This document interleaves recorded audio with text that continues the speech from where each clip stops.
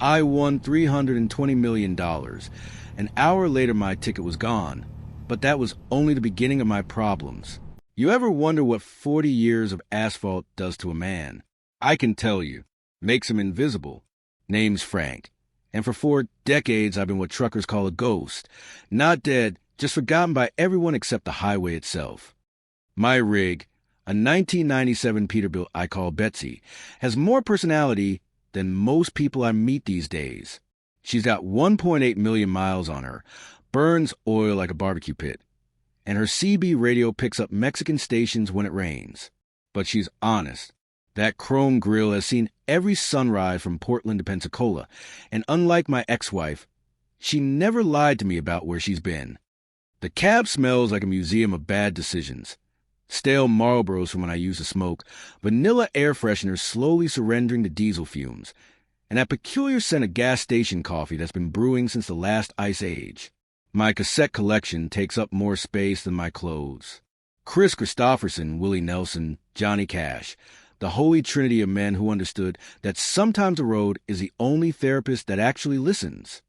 Every stop follows the same ritual. Circle the truck, thump each tire with my bat, an old Louisville Slugger my dad gave me in '73. The sound tells you everything. A good tire sings. A bad one thuds like a broken heart. Dad used to say the world runs on 2 things, keeping your word and keeping your engine lubricated. He died at 67, never broke a promise, and his truck still ran perfect the day we buried him. I inherited his philosophy, but not his luck.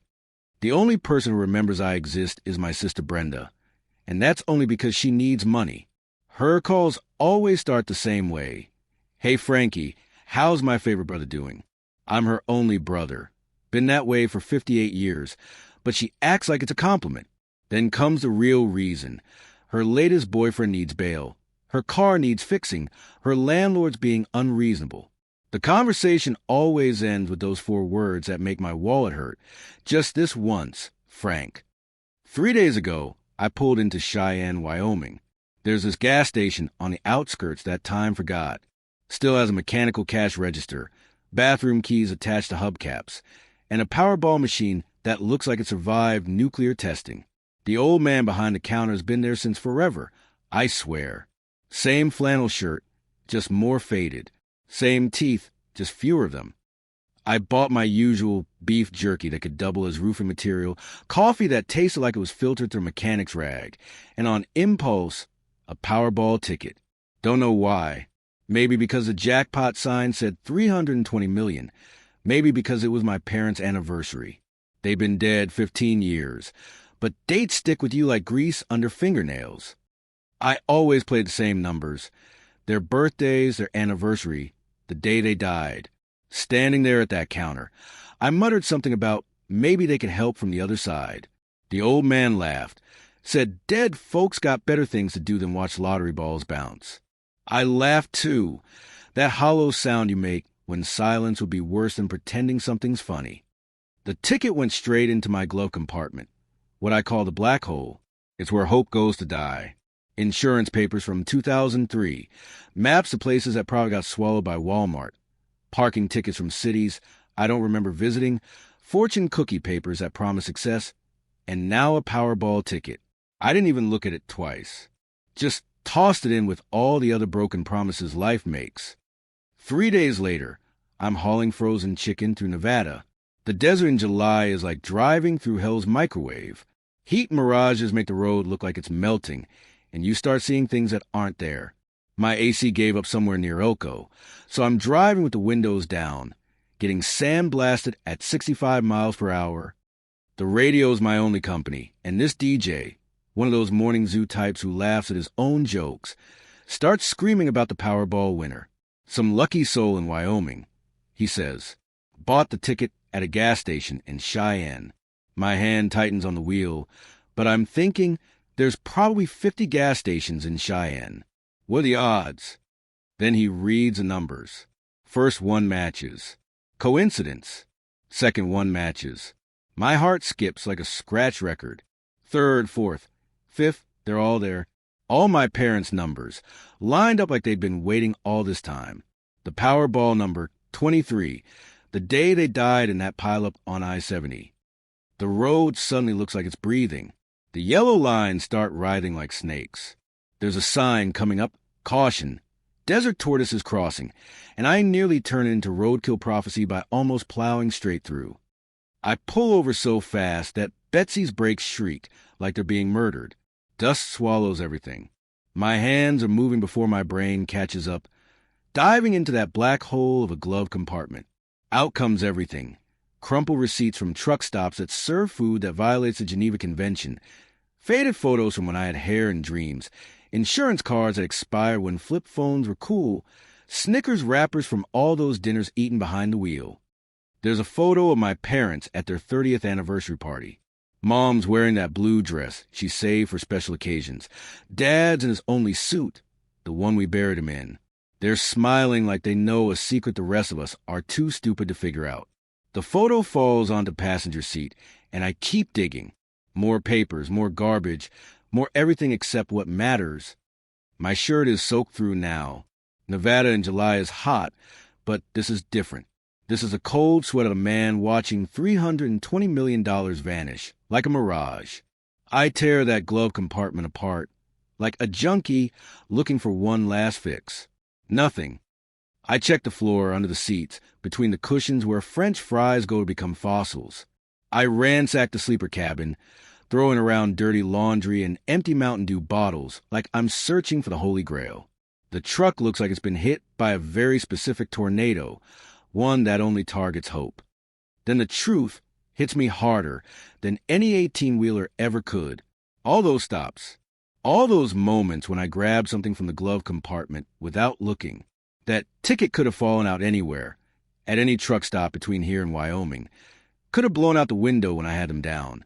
Could be decorating some ditch along 2,000 miles of American nowhere. I sit down hard on a running board, and the metal burns through my jeans like punishment. The desert stretches out endless and indifferent.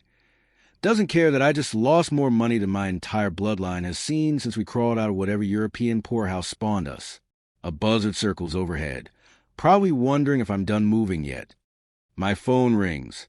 It's Brenda. The universe has a sense of humor darker than truck stop coffee at 3 a.m. I don't answer. What would I say? Hey, sis, I just lost more money than God? She'd either think I'm drunk or die from secondhand tragedy.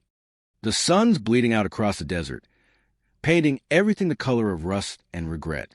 Somewhere out there, scattered across truck stops and rest areas, gas stations and greasy spoons, is a piece of paper that could have rewritten my entire story. But that's the thing about could have. It's just another word for didn't. My dad once told me that money doesn't change people. It just amplifies who they already are. Sitting here on this scorched earth, I realized maybe losing that ticket showed me something too. For 5 minutes, I was a millionaire. For 5 minutes, I believed in something. And now I'm back to being a ghost on the highway, except now I know exactly what I'm haunting. A semi roars past, its horn either a greeting or a warning. After 40 years, they all sound the same.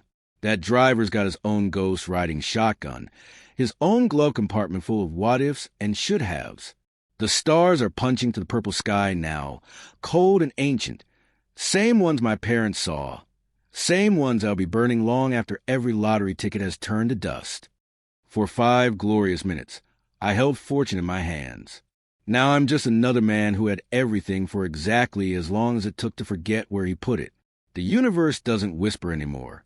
It's laughing. And the joke? The joke is me. I sat there in that Nevada dust for maybe an hour, maybe 3. Time gets weird when your brain's trying to process losing more money than most small countries have in their treasury. The joke was still on me, but somewhere between the 3rd and 4th stage of grief, a thought crawled into my skull like a cockroach into a motel room. That ticket didn't just vanish. It fell out somewhere. Physics still worked, even if my luck didn't. I looked at Betsy's side mirror, and in it, I could see the road stretching back toward Wyoming. 40 years I've been looking forward through windshields. Maybe it was time to check the rear view. The decision hit me like lightning hits a trailer park, sudden, destructive, and somehow inevitable. I'd spent my whole life delivering other people's dreams, their furniture, their food, their whole lives packed in boxes. Maybe, just maybe it was time to deliver my own. I called dispatch. Told Big Mike my differential was making noises like a cat in a blender. Complete lie. But Mike wouldn't know a differential from a differential equation. He grumbled about schedules and contracts. But when you've been driving 40 years without a single accident or late delivery, you earn the right to one mechanical failure, even if it's fictional.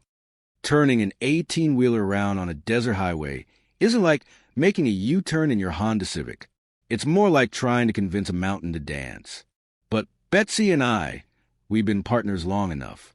She groaned, she protested, but she turned. We were heading back east, against every instinct I developed since I was 18 and thought freedom meant never looking back. The thing about retracing your steps when those steps cover 2,000 miles is that it becomes archaeological. Each truck stop was a dig site. Each diner was a crime scene where I'd murder my own fortune. I had to think like a detective investigating my own stupidity. The CB radio was going crazy with the story. Truckers love a good mystery more than they love complaining about DOT regulations. They were calling it the Wyoming Ghost Ticket. Some driver claimed he saw a guy at a rest stop in Utah, crawling under trucks with a flashlight, looking for something. Another swore he witnessed someone dumpster diving behind a pilot station in Colorado. The stories were growing like tumors. I kept my CB off. Couldn't risk someone recognizing my voice, putting two and two together, and getting 5 million YouTube views off my misery. But listening to them talk about the Wyoming ghost made my skin crawl. They were talking about me without knowing it. I was becoming a legend for all the wrong reasons. First stop was at Sinclair Station in Rock Springs, where I bought an energy drink that tasted like battery acid mixed with false hope. The kid working there looked at me like I'd asked him to solve world hunger when I asked if anyone had turned in a lottery ticket. He pointed to a jar on the counter full of scratchers and receipts. I went through every single one. Nothing but other people's small disappointments. The paranoia started in Nebraska, pulled into a Flying J outside North Platte, and this driver in the next rig kept staring. Not the normal trucker glance and nod, but really looking, like he was trying to place me. My hand went to my chest pocket automatically, feeling for a ticket that wasn't there, heart hammering like a pneumatic drill. The guy finally walked over. Big fellow, beard like a bird's nest, belly that arrived 5 seconds before the rest of him. Asked if I was Frank from Sacramento. My mouth went dry as week-old bread. Turned out he thought I was some other Frank who owed him $50 from a poker game in '09. I gave him the 50 just to make him go away. Best money I ever spent on not being recognized.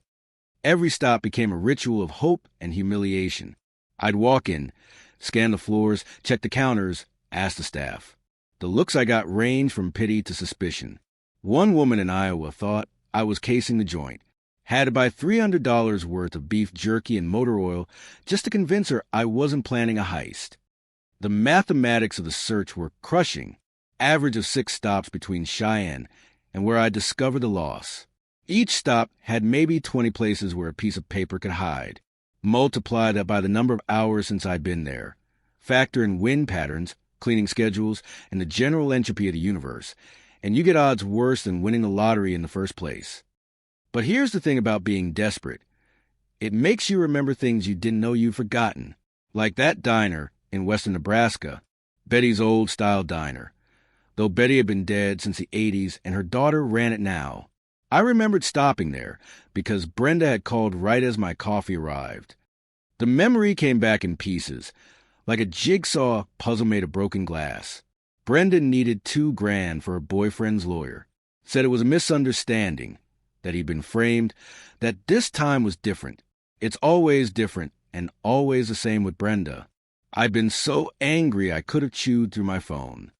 I remembered wrapping my tip in something, not a napkin. They were those thin, useless things that dissolve if you look at them wrong. No, I'd use something from my pocket. Something stiff enough to hold a couple of fives without falling apart. My hand started shaking on the steering wheel as the pieces clicked together. Betty's diner sat off Highway 80, like a monument to everything America used to be. Neon sign with half the letters dark. parking lot more patches than original asphalt, and a smell of bacon grease that probably violated several EPA guidelines but made your mouth water anyway. I parked Betsy at the far end of the lot, tried to walk casual, but probably looked like a man approaching his own execution.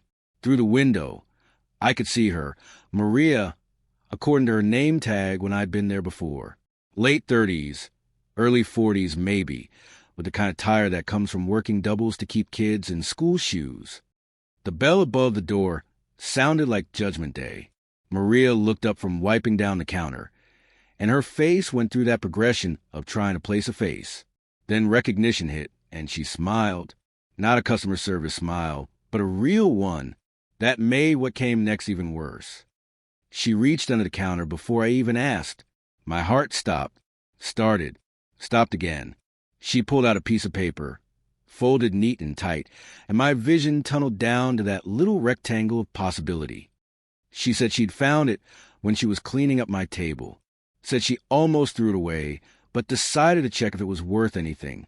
Her brother worked at a gas station, had one of those ticket checking machines. She said it came up as a $100 winner, and she'd been hoping I'd come back because I looked like someone who could use $100. The words hit like individual hammers, each one driving home the reality that she had no idea what she was holding, $320 million, and she thought she was doing me a favor returning $100. She held out to me, and time did that thing where it turns to molasses. I could see everything. The flutter of the ticket in the air conditioning, the photo of what had to be her kids tucked into the register, the coffee stain on her apron shaped like Texas, the way her hands showed the kind of where that comes from honest work. I took the ticket, unfolded it with fingers that felt like they belonged to someone else. The numbers stared back at me, innocent as a loaded gun. All my parents' dates lined up perfect. The Powerball number at the bottom, like a period at the end of a sentence that could rewrite my entire life. Maria was still smiling, waiting, probably expecting me to be happy about my $100. Maybe offer to split it with her as a finder's fee. The normal, decent thing that normal, decent people do. The devil whispered that nobody would ever know. Thank her for the $100, give her $20 as a tip, walk out that door and never look back. She'd never checked the real numbers.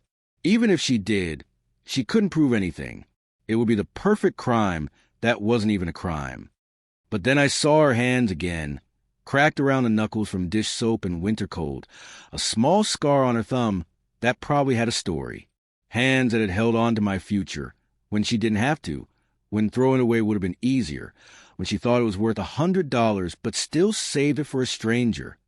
The fluorescent lights hummed overhead like an audience waiting for the punchline. $320 million in my hand felt heavier than Betsy's entire 18 wheels. The choice stretched between us like a rope bridge over a canyon. My father's voice on one side telling me about keeping your word, and 30 years of barely scraping by on the other. The universe had played its joke, delivered its punchline, and now it was waiting to see what kind of man would walk out of this diner. Maria's smile was starting to fade into concern, probably wondering if I was having a stroke. Her hand moved slightly toward the phone.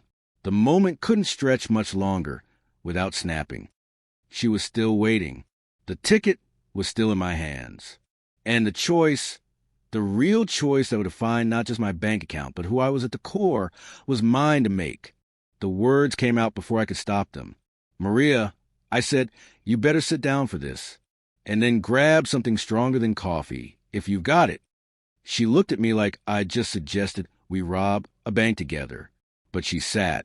I told her everything. The real numbers, the real jackpot, what that piece of paper in my hands actually meant. Her face went through more expressions than a mime having a breakdown. Disbelief, confusion, understanding. Then she started laughing. Not happy laughing.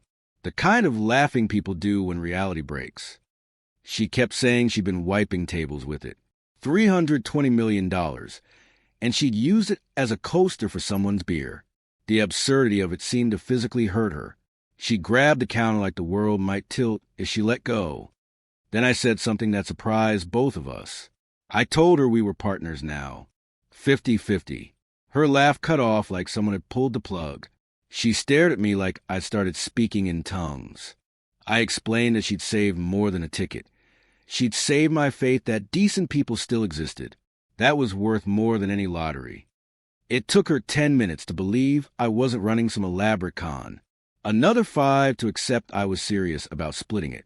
When it finally sank in, she didn't cry or scream or faint like they do in movies. She just got quiet, real quiet. Then she said something I'll never forget. My kids are going to college. Like that was the only thing that mattered. Not cars or houses or jewelry. College. That's when I knew I'd made the right choice. But here's where it got complicated. We had a piece of paper worth more than most banks hold, and we needed to get it to Cheyenne to claim it. Every mile between that diner and the lottery office was a chance for something to go wrong. Murphy's Law wasn't just a suggestion anymore. It was a promise. Maria turned out to be sharp as a surgical scalpel. While I knew every back road and truck stop from here to both oceans, she had something I'd lost years ago, the ability to think 3 steps ahead without assuming the worst. She said we needed to move fast, but smart. The longer we waited, the more people would start connecting dots. We made an odd team. Me, a dinosaur who still used paper maps as backup, and her, a single mom who'd been running mental calculations on tips and bills for so long she could do compound interest in her head. But sometimes the best partnerships are the ones that shouldn't work on paper. She made a call to her neighbor to watch her kids, told her boss she had a family emergency. Wasn't even a lie, really. Finding out you're about to be rich enough to buy the entire town is definitely an emergency of sorts. We decided to take Betsy. Nobody looks twice at another semi on the interstate, and I knew routes that GPS hadn't discovered yet. Meanwhile, 500 miles away in Sacramento, my sister Brenda was having her own revelation. She'd heard about the Wyoming Ghost Ticket on some morning show. The host was laughing about how someone had won and lost the same fortune. But Brenda wasn't laughing. She was calculating. See, Brenda knew things about me that nobody else did. Like how I always stopped at the same gas station outside Cheyenne, because it reminded me of the place Dad used to fill up. She knew I played the same numbers every time, our parents' dates. And she knew I had a glove compartment that looked like a paper recycling center had exploded. She didn't call me. That should have been my first warning. Brenda always called when she needed something. But when she thought I had something she needed, that was different. That required strategy. She found Sal Torino in the Yellow Pages. Yes, Yellow Pages still existed, and yes, the kind of private investigator who advertised there was exactly what you'd expect. Sal had an office above a Chinese restaurant, a permanent stain on his tie that might have been mustard or might have been his soul leaking out, and the moral flexibility of a politician in an election year. Brenda told him her sob story. Her selfish brother had won millions and was planning to cut her out. Family betrayal, stolen inheritance, the whole dramatic package. Sal didn't care if it was true. His retainer was $5,000, and he promised results within 48 hours. He had connections at truck stops, knew people who knew people. In the trucking world, gossip moves faster than freight. Back in Nebraska, Maria and I were planning our run to Cheyenne.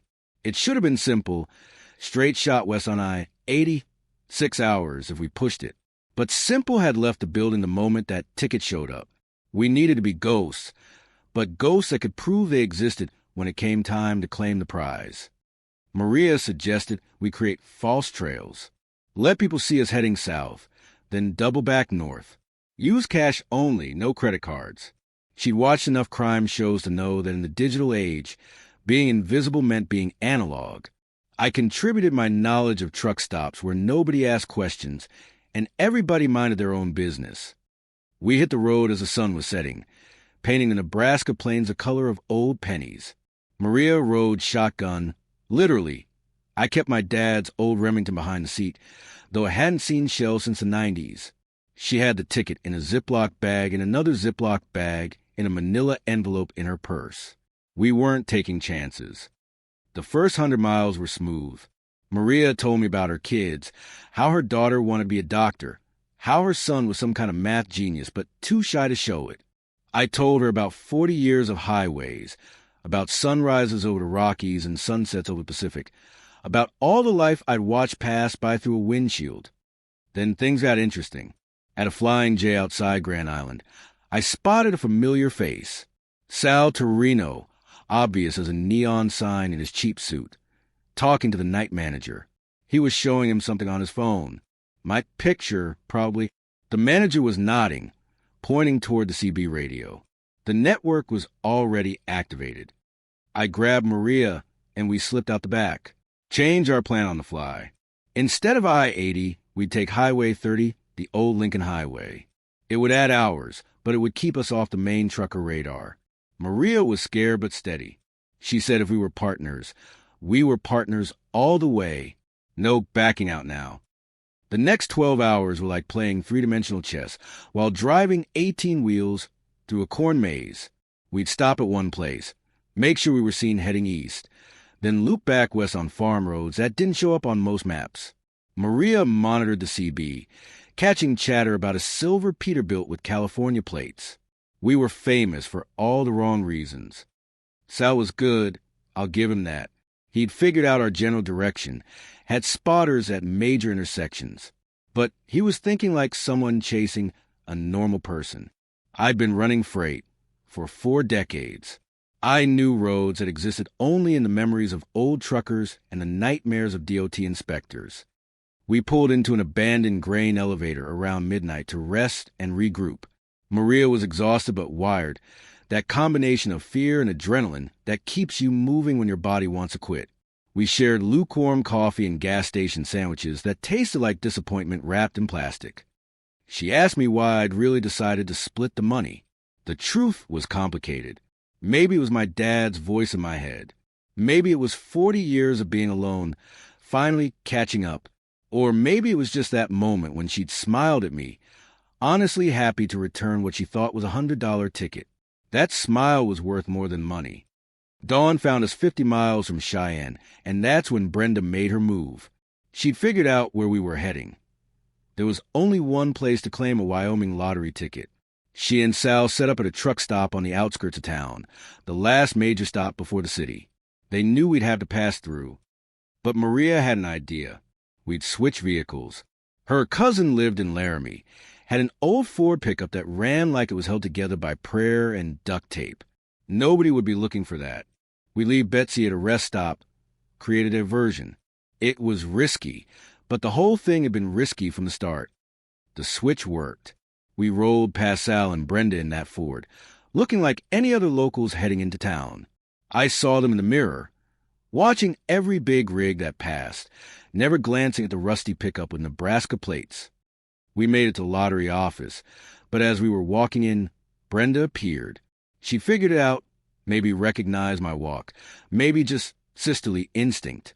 She started in with the guilt, the accusations, the whole lifetime of grievances real and imagined. Sal stood behind her like a budget bodyguard, trying to look threatening, but mostly looking like he needed antacids. Brenda brought up everything. The birthday parties I'd missed, the money I'd never loaned her, how I'd abandoned the family by choosing the road. She even mentioned our parents, said they'd be ashamed of me for cutting her out. That one almost worked. Almost. But then I remembered something Dad had told me the day I got my CDL. He said family isn't about blood. It's about who shows up when your engine throws a rod at 2 a.m. in the middle of nowhere. It's about who helps push when you're stuck, not who puts sugar in your tank. I looked at Brenda, really looked at her for the first time in years. All I saw was appetite, not for connection, not for family, just for whatever she could take. I pulled out my wallet, gave her $5,000 in cash, told her this was severance pay. We were related, but we weren't family. Not anymore. She threatened lawyers, media, exposure. Sal tried to look menacing. But Maria stepped forward and in the calmest voice I'd ever heard, explained that she'd documented everything. The harassment, the stalking, the attempted extortion. Her phone had been recording the whole confrontation. Sal disappeared so fast, he left a cartoon dust cloud. Brenda took the $5,000 and left, still cursing but knowing she'd lost. The lottery office was anticlimactic after all that drama. Paperwork, signatures, arrangements for the payout. They offered us the lump sum, or annuity. We took the lump sum after taxes, about $180 million. Still more money than either of us could comprehend. We had them cut 2 checks, equal amounts, partners. Afterward, we drove up to a hill overlooking Cheyenne. The air was thin and cold, smelled like sage and possibility. I took the deepest breath I'd taken in 40 years. It felt like the first time my lungs had fully expanded since I started driving. Maria stood beside me, quiet. We'd been through more in 3 days than most people experience in a lifetime. She asked what I was going to do now. I told her I was buying the trucking company I'd driven for, the one that had been squeezing drivers for decades. I'd rename it Second Chance Freight, pay drivers what they were worth, create routes that got them home for dinner. She said she was going to finish her degree, the one she'd started before life got in the way, business management. I offered her a partnership in the company, not because of the money, but because anyone who could help navigate what we'd just been through could probably run a Fortune 500 company. 6 months later, we were sitting in the office of Second Chance Freight. The walls were covered with maps, but they looked different now. They weren't just routes to me anymore. They were possibilities, stories, connections. Maria looked up from her laptop, where she'd been working on logistics for our new driver wellness program. Asked me where I wanted to expand next. For 40 years, the road had told me where to go. Load here, deliver there, repeat until you die or retire, whichever comes first. I looked at that map, all those highways I traveled, all those I hadn't. For the first time in my life, I wasn't looking for the shortest route or the best fuel prices. I was looking for something I'd never thought I'd have, a destination I actually wanted to reach. I told Maria that for the first time in 40 years, the road wasn't telling me where to go. I was telling it. And that feeling, that freedom to choose your own direction, that was the real jackpot. The ghost on Highway 80 was gone. In his place, finally, was a man who'd found his way home.